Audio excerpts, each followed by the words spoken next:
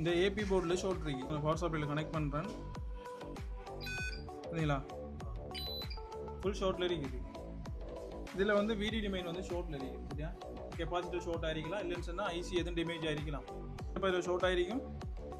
பேரலால் இருக்கிற capacitor எதுண்டானே short ஆகிருக்கும். அப்போ அந்த கெப்பாசிட்டரை நம்ம கலட்டி விட்டோம்னு சொன்னால் இது ஷார்ட் கிளியர் ஆகிடும்.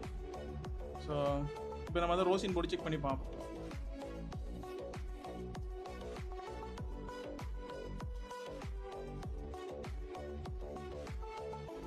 இது கெப்பாசிட்டர்னு பார்த்தீங்கன்னா சரி ரிமூவ் பண்ணிட்டாலே ஓகே. இது நம்ம ரீப்ளேஸ் பண்ண தேவையில்லை. ஏன்னு சொன்னால் இப்போ இந்த கனெக்ஷனில் சொல்லியிருக்கேன் பேரலில் நிறைய.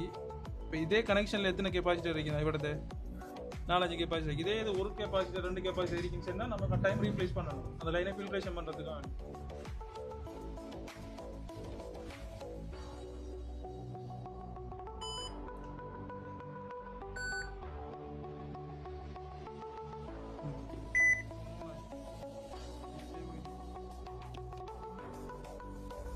ஆனாயிட்டு தானே